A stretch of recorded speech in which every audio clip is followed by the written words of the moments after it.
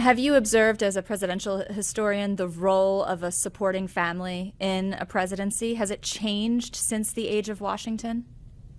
Oh, absolutely.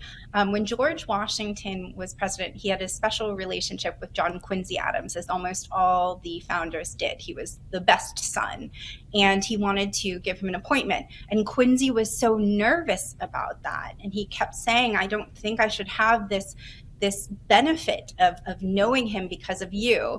And this was very hard for John Quincy Adams because he was the ultimate Washington fanboy. He essentially had a portrait of him in his room at The Hague when he was a teenager. So it was quite complimentary to him. Quincy said this again.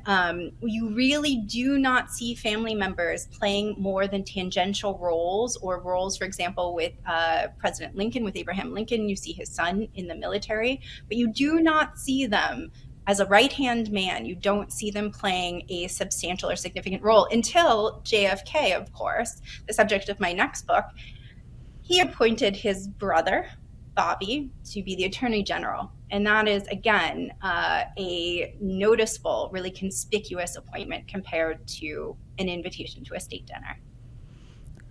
We were talking a little earlier about an eye for an heir, and I'm wondering, does Trump's conviction muddy the waters in terms of how the public views Hunter Biden and this ongoing trial?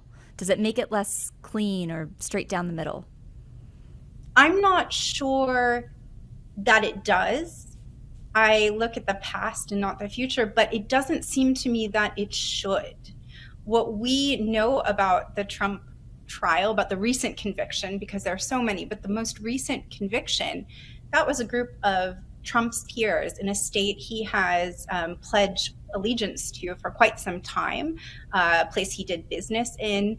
They decided that he should be held accountable. They could have gone another way. This is, again, a jury of 12 peers. So Trump often says that everyone loves him, that everyone votes for him. This is an instance in which they did unanimously vote for him. And we have to look at that not as some sort of extension of the government or of a political scheme by the Democrats, because it's simply not. These are 12 individuals who, by the way, did so at great risk. We have seen a lot of the violence that has ensued at the behest of the Republican Party. We have seen what happens when people turn against Trump, and this is not a partisan perspective. This is simply what has happened in compared to other political parties. So I think it should be noted, and they should be viewed as patriots.